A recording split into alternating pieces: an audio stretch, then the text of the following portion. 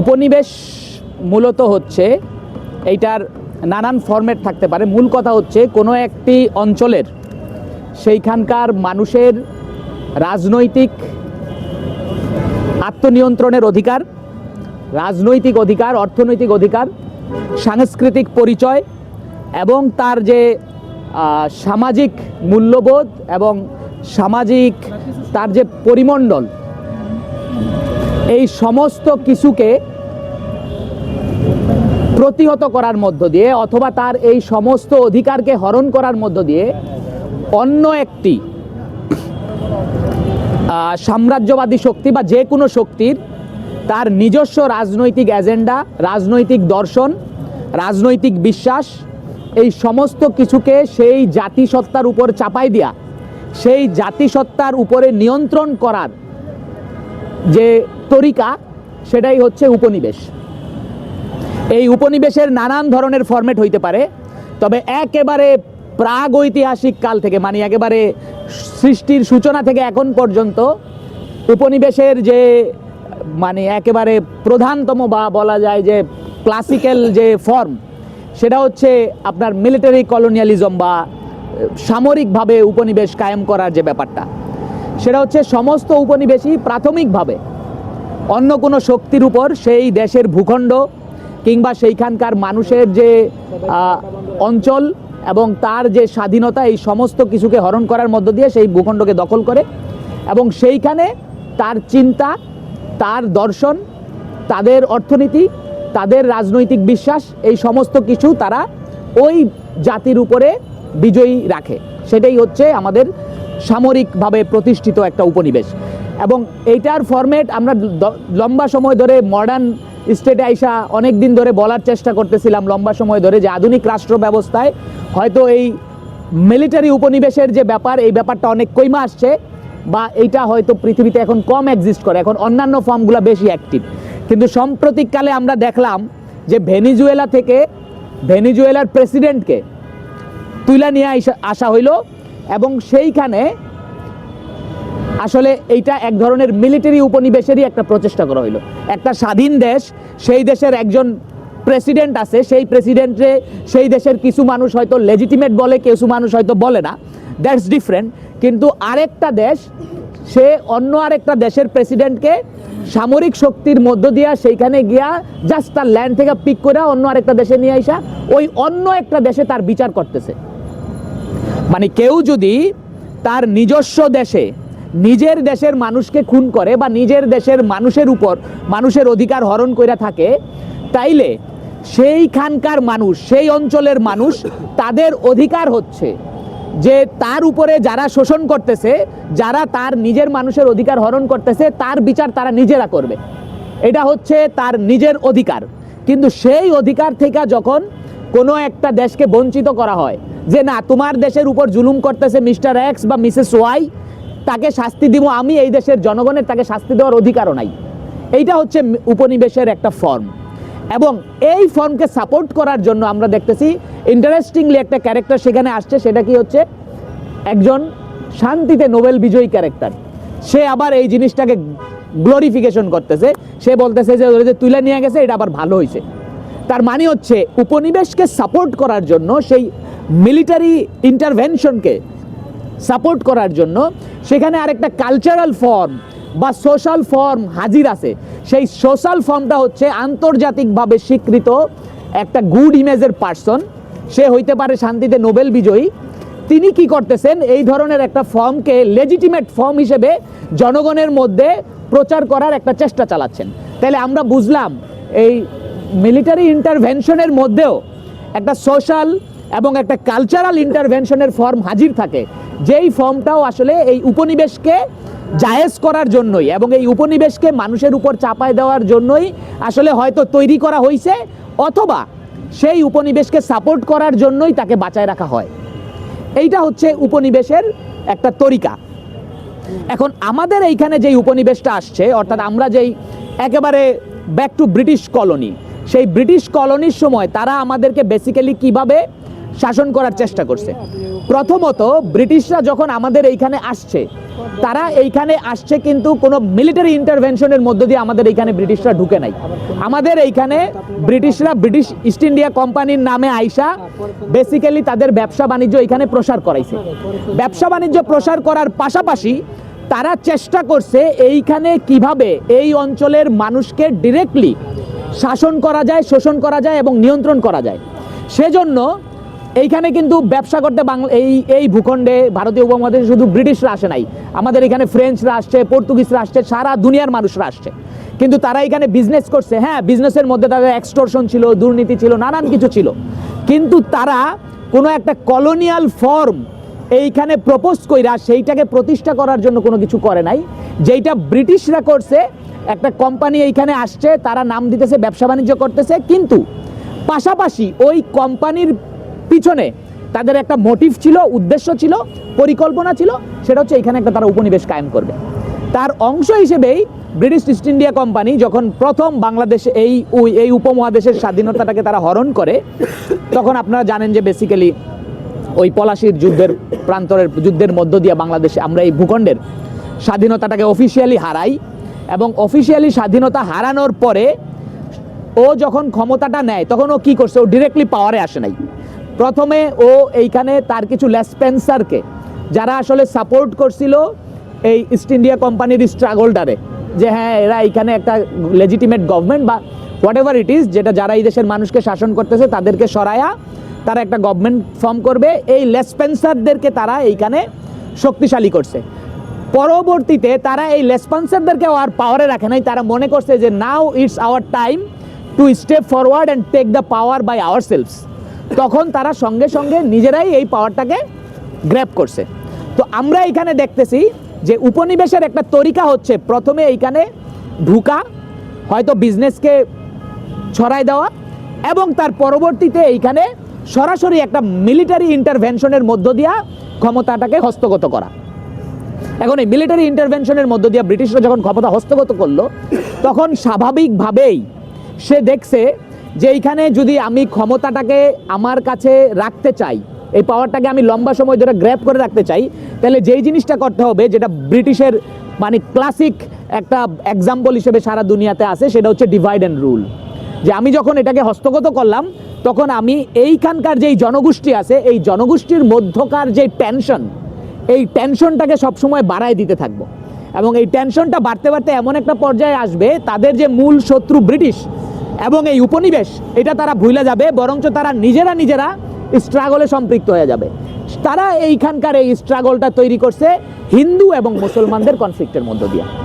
লম্বা সময় ধরে এইখানে হিন্দু মুসলমানরা, এরপর থেকে আপনি এর আগে দেখবেন বড় বড় মেজর হিন্দু মুসলিম কনফ্লিক্ট এই ব্রিটিশরা ক্ষমতা নেওয়ার আগে হয় নাই। হিস্ট্রিতে বড় বড় মেজর হিন্দু মুসলিম কনফ্লিক্ট হয় নাই, কিন্তু ব্রিটিশরা পাওয়ারে যাওয়ার পর থেকে এখানে তারা মেজর হিন্দু মুসলিম কনফ্লিক্ট তৈরি করছে। এবং এই কনফ্লিক্টটা শুধুমাত্র যে এইখানকার সাধারণ মানুষের মধ্যে তারা ইনফিলট্রেট করছে ব্যাপারটা তা না, এটা এমনকি এইখানকার যারা ব্রিটিশ উপনিবেশের বিরুদ্ধে লড়াই করছিল এমন বিপ্লবীদের মধ্যেও এই কনফ্লিক্টটা ছড়াই পড়ছে। এটার একটা ক্লাসিক এক্সাম্পল হচ্ছে আপনার এই রামপ্রসাদ বিসমিল এবং হচ্ছে আশফাকুল্লাহ খান। তারা দুইজন তো হচ্ছে আপনার ওই যে সোশ্যালিস্ট রেভলিউশনের খুব ক্লোজেস্ট ফ্রেন্ড ছিল, এবং একসাথেই তারা লম্বা সময় ধরে ব্রিটিশ বিরোধী স্ট্রাগল করছে। তাদের সাথে চন্দ্রশেখর আজাদ এবং আরও অনেকে ছিল। রামপ্রসাদ বিসমিল এবং আশফাকুল্লাহ খান, তারা দুইজনের খুব ভালো বন্ধু ছিল এবং লম্বা সময় ধরে এই ব্রিটিশ বিরোধী লড়াই করছে।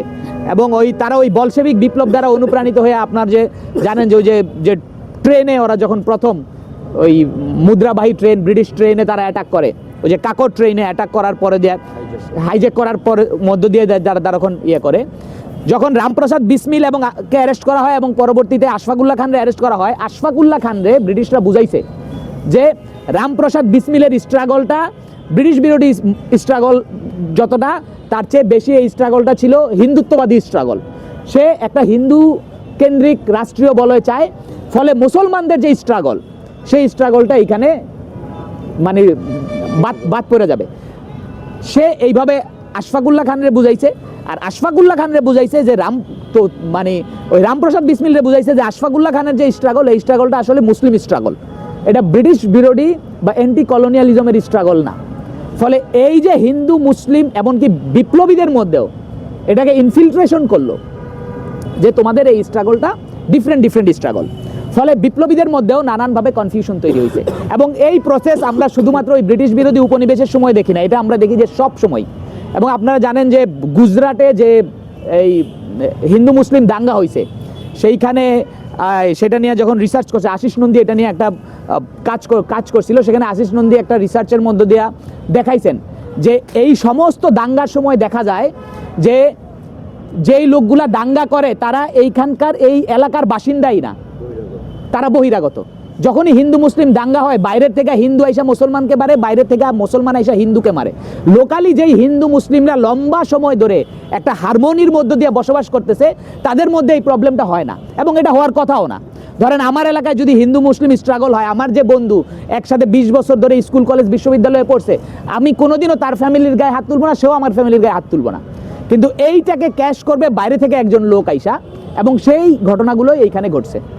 আমাদের এইখানে বাংলাদেশে আপনার পাকিস্তান পিরিয়ডে আমাদের নারায়ণগঞ্জের এইখানে আমি আমার নানার কাছ থেকে গল্পটা শুনছি যে এইখানে একটা হিন্দু মুসলিম দাঙ্গার মতো একটা ব্যাপার হয়েছিল। আমাদের গ্রামে যত হিন্দু বাড়ি আছিল, এই হিন্দু বাড়িতে লোকজন আইসা জ্বালাই দিছে, এবং এরা কেউ এই গ্রামের লোক না, তারা বেসিক্যালি নোয়াখালী বা অন্যান্য অঞ্চল থেকে এইখানে আইসা, তাদেরকে কেউ কোনোদিন চিনত না, তারা আসছে আইসা বাড়ি জ্বালাই দিয়া তারা চলে গেছে।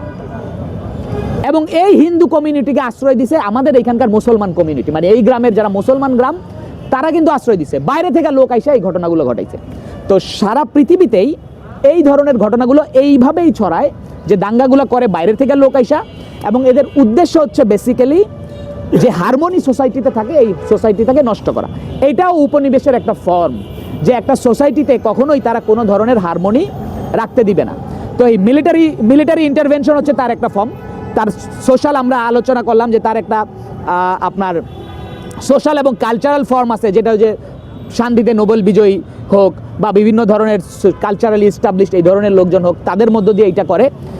আরেকটা হচ্ছে একটা অর্থনৈতিক ফর্ম আছে, যেইটার মধ্য দিয়ে তারা বেসিক্যালি একটা অঞ্চলের মানুষকে ডিপ্রাইভটা করায় হচ্ছে এমনভাবে যে দেখা গেল যে একটা যেমন পূর্ব পাকিস্তান পশ্চিম পাকিস্তানের মধ্যে যে টেনশনটা রাইজ করছে, এই টেনশনটা কিভাবে রাইজ করছে হচ্ছে পূর্ব পাকিস্তানের মানুষের এইটা বিলিভ করছে যে এইখানে আমার এইখানে ফসল উৎপাদিত হচ্ছে, এইখানে আমরা কাজ করতেছি, এইখানে তারপর হচ্ছে ইকোনমির গ্রোথের ডেভেলপ হচ্ছে, এইখানে ডেভেলপমেন্ট হচ্ছে পশ্চিম পাকিস্তানে। এইটা পূর্ব পাকিস্তানের মানুষের মধ্যে বিশ্বাসটা স্থাপন করা পসিবল হয়েছে, এবং দেয়ার ওয়াজ সাম রিয়েলিটিজ অ্যাজ ওয়েল, যার কারণে কিন্তু আপনার এই টেনশনটা রাইজ করছে। তো একইভাবে এই অর্থনৈতিক ইন্টারভেনশনের ফর্মেও এগুলো এক্সিস্ট করে, এবং নানানভাবে এগুলাকে তারা বাঁচায় রাখার জন্য চেষ্টা করছে। যেমন ধরেন আমাদের এইখানে কখনোই আমাদের অর্থকরী বা আমাদের এইখানকার কি বলে যে আমাদের ফুড ক্রপস যেগুলো আছে, খাদ্যশস্য যেগুলো আছে, এই খাদ্যশস্যগুলার ব্যাপারে আপনার কখনোই উৎপাদনের ব্যাপারে আমাদের কোনো প্রবলেম ছিল না, এখানকার মানুষ খাদ্যশস্য উৎপাদন করতেছিল। কিন্তু ব্রিটিশরা এখানে আইসা বললো যে না, খাদ্যশস্য না, তোমাদেরকে ক্যাশ ক্রপস করতে হবে। নীল বিদ্রোহ যেখানে হয়েছে, যে তোমাকে জোর করে নীল চাষ করতে হবে, তোমাকে এখানে জুটের চাষ করতে হবে, যেইগুলা আমাদের এইখানে মানুষের প্রয়োজন ছিল না। তার কারণ হচ্ছে আমরা হ্যাপি ছিলাম আমাদের খাদ্যশস্য উৎপাদনের মধ্য দিয়ে, এগুলোর মধ্য দিয়ে আমাদের চাহিদা পূরণ হচ্ছে, এবং নেসেসারি অ্যামাউন্ট আমরা বাইরে প্রয়োজনে আমদানি রপ্তানি এগুলোও করতে পারতেছি।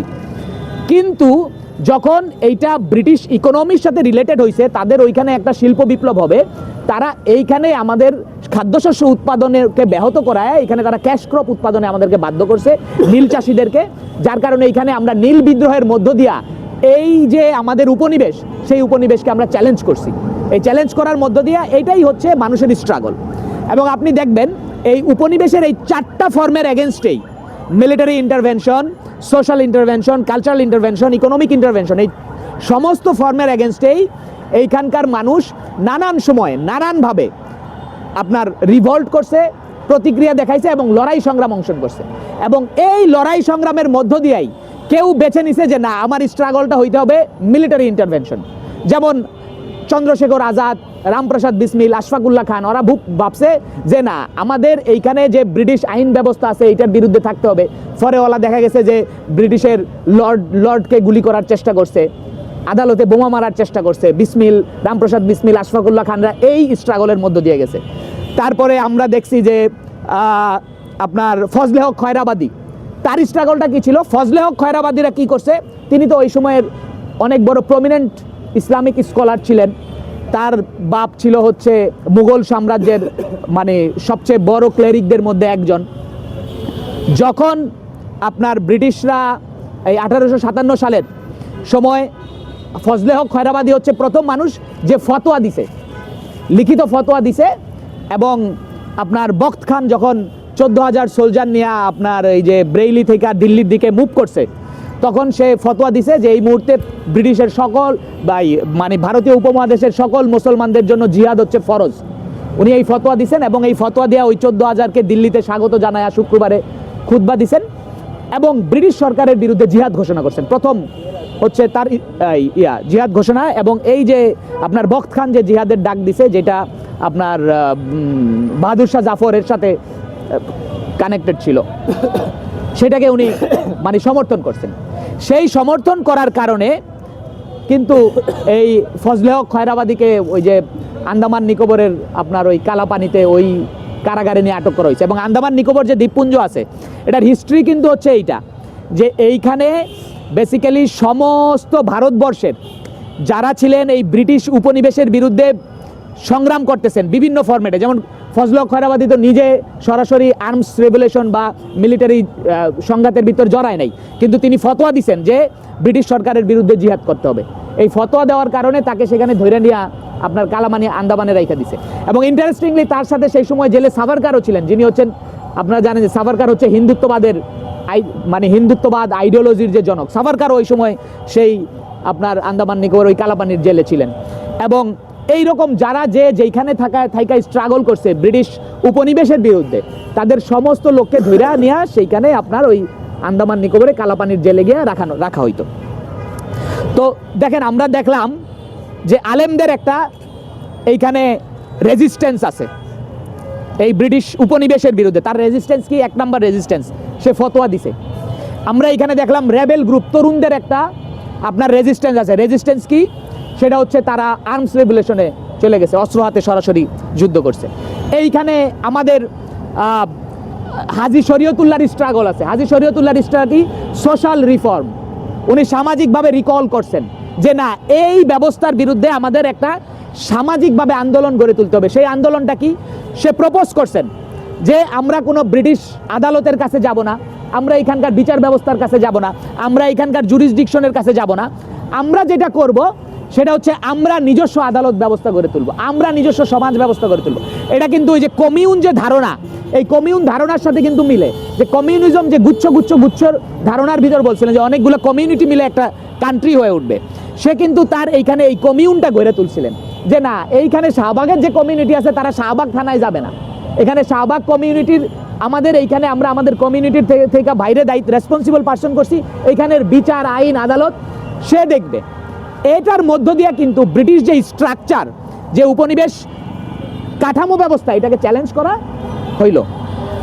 তো এই ফরম্যাট আমরা দেখতেছি যে তাইলে সামাজিকভাবে আমাদের এই উপনিবেশের বিরুদ্ধে স্ট্রাগলে কেউ কেউ সামাজিকভাবে এটাকে চ্যালেঞ্জ করছেন, কেউ মিলিটারি সামরিকভাবে চ্যালেঞ্জ করছেন, কেউ অর্থনৈতিকভাবে চ্যালেঞ্জ করছেন এবং কেউ সাংস্কৃতিকভাবে চ্যালেঞ্জ করছেন। অর্থাৎ সামগ্রিকভাবে পুরা উপনিবেশ আমাদেরকে যেইভাবে অ্যাটাক করছে, সেভাবে ঘিরে ধরছে, উপনিবেশের বিরুদ্ধে সংগ্রামটাও এইভাবে নানানমুখী ফ্রন্টে ছড়াই পড়ছে এবং প্রত্যেকে যার যার জায়গা থেকে এই উপনিবেশের বিরুদ্ধে এই সংগ্রামটা চালায় গেছে।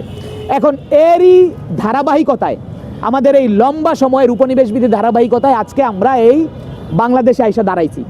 আমাদের স্বাধীন বাংলাদেশের শুরু থেকে অদ্যাবধি পর্যন্ত আমরা দেখছি যে আমাদের এই স্ট্রাগলটার মধ্যে প্রতিনিয়তই আমাদেরকে কিন্তু এখন সেই উপনিবেশকে মোকাবেলা করতে হচ্ছে।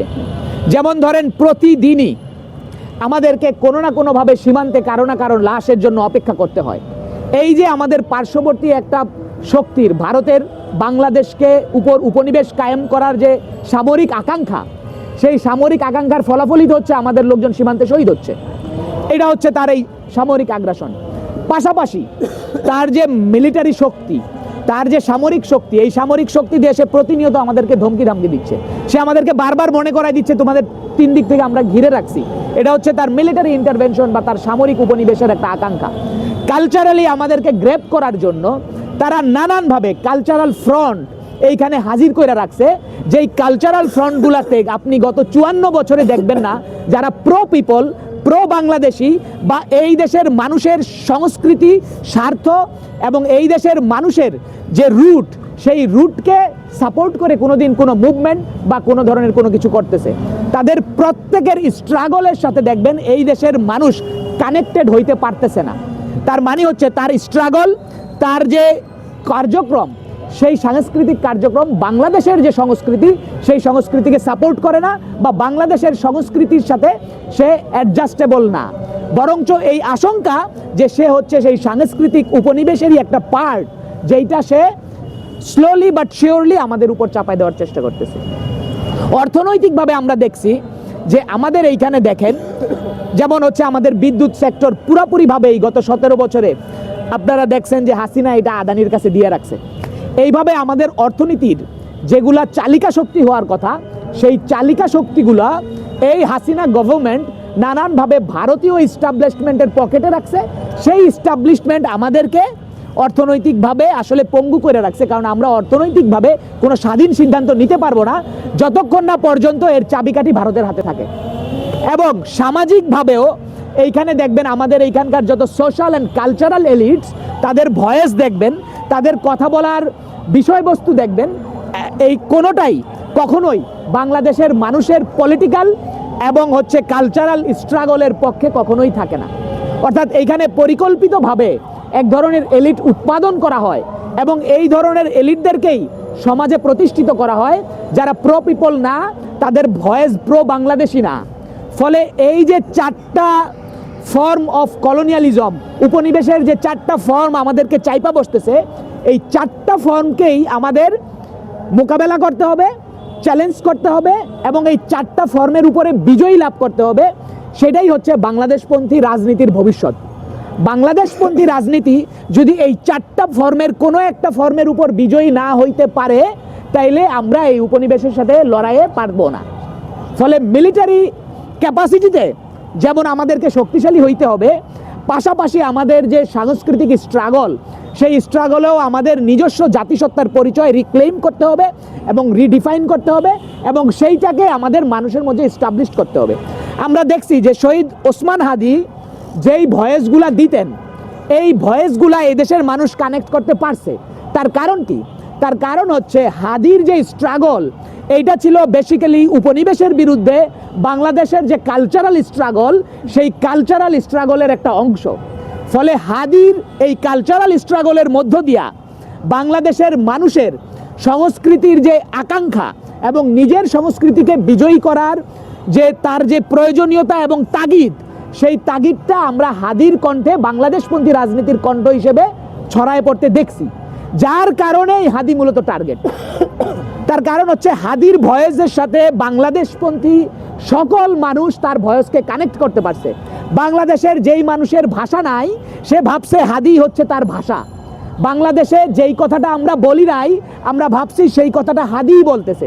হয়তো সেই কথাটা হাদি বলেও নাই, কিন্তু হাদির ফিজিক্স, হাদির বডি ল্যাঙ্গুয়েজ এবং হাদির চোখের ভাষা, যেটা হাদি বলতে চায় বলে বাংলাদেশের মানুষ বিশ্বাস করছে, সেইটাই হচ্ছে বাংলাদেশপন্থী সংস্কৃতি এবং সেই সংস্কৃতিটাই হচ্ছে উপনিবেশের আগ্রাসনের বিরুদ্ধে দাঁড়ায় থাকার পুঁজি।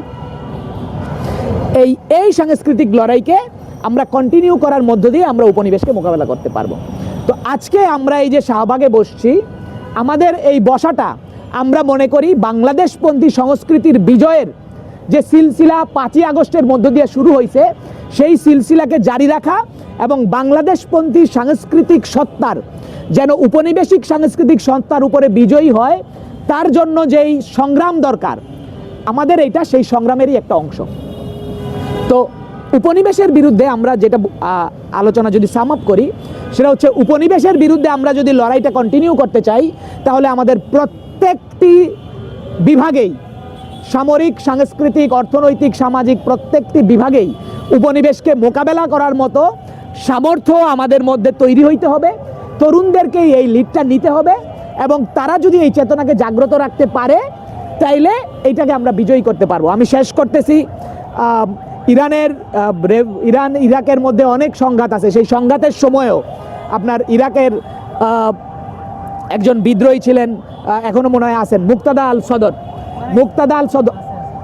আল সদর যখন আমেরিকা ইরাকের টেক ওভার করে তখন মুক্তাদা আল সদর একটা কথা বলছিলেন যে অবশ্যই আমাদের মধ্যে অনেক অসুবিধা আছে এবং আমাদের শাসকরা ভালো না, কিন্তু আমাদের সবচেয়ে খারাপ শাসকের চেয়েও 1000 গুণ খারাপ শাসক হচ্ছে উপনিবেশিক শাসক আমাদের। এবং সে বলছিল যে সাদ্দাম হোসেন একটা সাপ, কিন্তু আমেরিকা নিশ্চয়ই তার চেয়ে 1000 গুণ বড় সাপ। সুতরাং আমরা অবশ্যই আমাদের লোকাল যে শাসক, সেই শাসকরা আমাদের উপরে কোনো উপনিবেশের ক্রীড়নক হিসেবে শাসন যদি চাপাই দেওয়ার চেষ্টা করে, আমরা তাদেরকে প্রতিহত করব, তাদেরকে বিচারের মুখোমুখি করব, কিন্তু তাদের বিচার আমরা করব, অন্য কেউ করতে পারবে না, এবং আমরা আমাদের নিজেদের মাটিতে করব। এই যে আমাদের রাইট টু সেলফ ডিটারমিনেশন, এই যে আমাদের আজাদির অধিকার, এই যে আমাদের নিজেদের অপরাধীদেরকে নিজেদের সাজা দেওয়ার এখতিয়ার, এটাই হচ্ছে উপনিবেশের বিরুদ্ধে লড়াইয়ের ফলাফল এবং সংগ্রামের অংশ। ফলে আমরা মনে করি আমাদেরও এই উপনিবেশের বিরুদ্ধে সংগ্রাম চলমান রাখার প্রক্রিয়া হবে হচ্ছে আমাদের সাথে যারা জুলুম করছেন, এই হাসিনাকে আমরা এইখানে আইনা, এই দেশের মাটিতে এইখানে তার বিচার করব। এটাই হবে উপনিবেশের বিরুদ্ধে আমাদের আইনের শাসন প্রতিষ্ঠার যে সংগ্রাম, সেই সংগ্রামে বিজয়। এই বিজয়ের মধ্য দিয়েই আমরা আমাদের সকল ক্ষেত্রে উপনিবেশকে মোকাবেলা করতে পারবো। আপনাদের সবাইকে ধন্যবাদ।